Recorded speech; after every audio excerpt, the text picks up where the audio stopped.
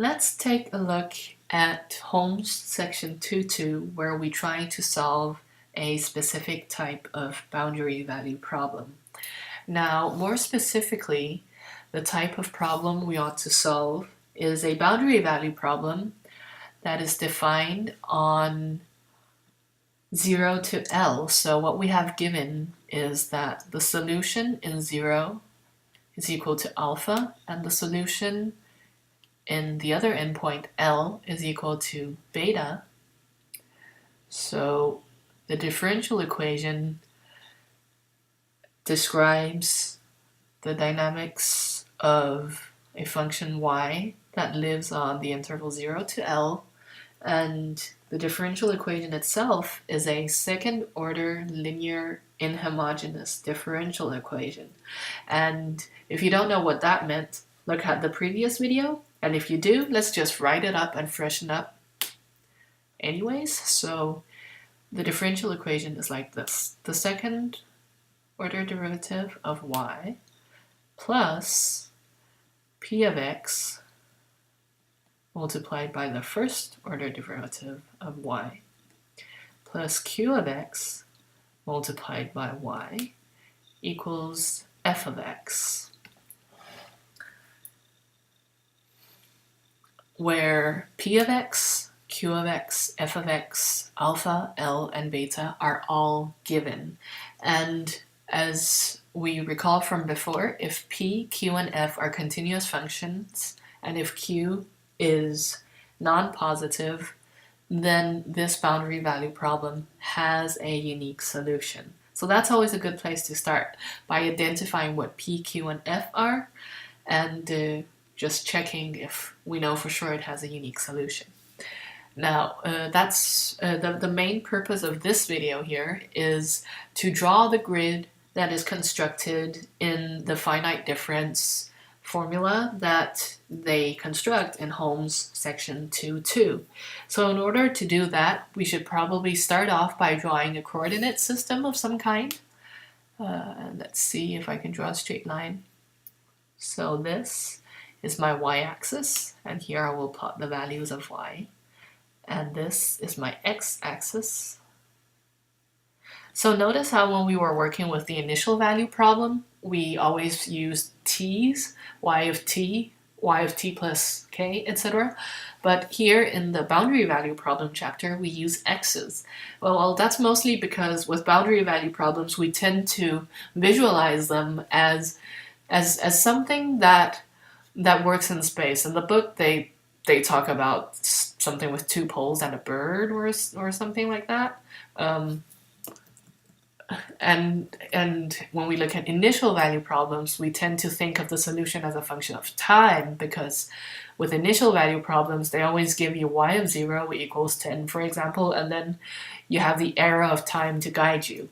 Where on the other hand, with boundary value problems, we don't have that, because here we have the value of y in 0, which is equal to alpha. So this is given. And we have the value of y in L, which is equal to beta. Here. So we have these two values of y given. This is y of L, and this is y of beta. Y of 0, and we're sort of left to figure the rest out for ourselves. So first, we discretize the problem, which means we're going to try to draw a grid along the x-axis. And in the first chapter with initial value problems, we numbered our steps from 0 up to capital M. That will be different now.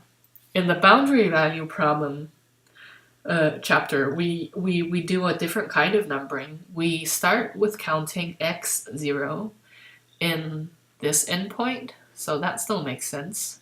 And then we count x1, x2, etc., etc., xi, and then the one before xi, we call that one xi minus 1, and we call the one after xi plus 1. And in between two time points, we have a time interval, xi minus 1 to xi, which has the length h, so our step size, or not a time interval, sorry, we have a space interval here. So our step sizes are called h, and hence xi is equal to I times h. And we're still in a quite familiar setup. You guys all know this. But however, the last endpoint L is called xn plus 1. So all in all, we actually have n plus 2 points. So this is a kind of different numbering compared to what we had in the first chapter, where the one in the far end would have just been numbered by m. And here we go to the next step, xn plus 1. And there is a reason for that. And we will talk about that reason. Well, actually, we will talk about that reason now. So, what is the reason for that? Well, when we try to solve differential equations numerically via finite difference method, we normally go into the differential equation and we replace the derivatives with finite difference approximations. And we have tried to do that before in the backward Euler and forward Euler and trapezoidal method and so on, with certain finite difference approximations. Now those finite difference approximations all just ended up with giving us something where you had yi plus 1 on one side and then some expression of yi on the other side.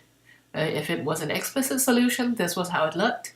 If it was an implicit finite difference method, then we would have to do some kind of isolation, and then this was also how it ended up looking. However, in this chapter here, with the boundary value problem, we kind of think of it differently, because now instead of knowing the value of y down here and nowhere else, we actually know the value of y here and here. So it doesn't work if we just use a finite difference approximation such as forward Euler and we just start down here and work our way up, because we have lost what Jens Hooger used to call the value, no, not the value, we have lost the arrow of time. Because there is no guarantee that you will end up with YL equal to beta in this end if you just use a forward Euler from down here. So we should actually take advantage of the fact that we have information both in this end and in this end. And how do we do that? How do we take advantage of the fact that we actually have quite a lot of information? Well, we use the center difference formulas to approximate y prime and y double prime instead. So if you look at the formulas 2.8 and 2.9 in the book, what they do is they actually replace y prime of xi using a centered difference formula that is given by y of xi plus 1 minus y of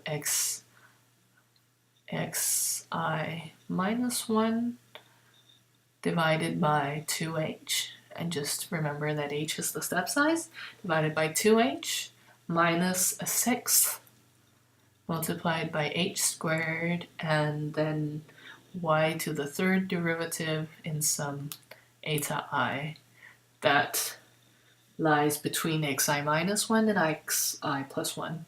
And they also approximate the second order derivative in each of these xi as y of xi plus 1 minus 2y of xi plus y of xi minus 1 divided, sorry, that's not a big one, that's a small one in the subscript here, and then divided by h squared minus 1 over 12 multiplied by h to the squared, and then y differentiated 4 times in eta bar I, where eta bar I lies between xi plus 1 and xi minus 1. So the reason why I wrote this down for you to look at is to help you guys become more familiar with these different formulas. It always helps to look a bit more at them so that you're able to recognize them someday in the future and be able to go, well, I remember that the truncation term for this finite difference formula is, well, big O of h squared, for example. Not because you guys have to memorize this, but just because it's good to look at these formulas again and again. So what happens then is that these two finite difference approximations, they are replaced into the exact derivatives, and the truncation terms, well, they are then removed. Now, what actually is the truncation error in when we're dealing with boundary value problems? Because it was defined in a way with IDPs that where we said it's something where you have to isolate y prime, but here we also have the double derivative of y. So that actually makes it a bit harder for us to understand. But just for now, just remember that according to Holmes, section 2.2, the truncation error for the method that they construct in section 2.2, the truncation error for that method is equal to, well, the total of these two. So they are the things that you remove upon approximating the two derivatives using finite difference formulas. So tau I is equal to minus 1/6 times h squared y triple derived over eta I, and then minus 1/12 multiplied by h squared multiplied by y derived 4 times in eta bar I. And also, this is just the same order of magnitude as h squared. So just remember that. This method has a truncation error that is big O of h squared. And then a lot of stuff happens. They move things around, they do some isolation, and in the end, so just read page 48 and make sure you understand what goes on. So they do some calculations, and then we end up with the main result of this section, which is that the resulting finite difference equation after we remove the truncation error, the truncation term, is given by Ci multiplied by Yi plus 1 plus Ai multiplied with Yi plus Bi multiplied by Yi minus 1. This is equal to the step size squared multiplied by f of xi for I equal to 1, 2, 3, 4, 5, up to big N. Knowing the fact that y0 is equal to alpha and yn plus 1, so these are the boundary conditions here, is equal to beta. Now, in the next video, we will get to the most important stuff, which is how do we actually understand this? And how do we use this to find finite difference solutions of this boundary value problem on a grid, where our main problem is we know y0 and we know yn plus 1, but for example, to find y1, we will need to know both y0 and y2, but at that point we don't know y2 yet. So what do we do? And that is what we will talk about in the next video.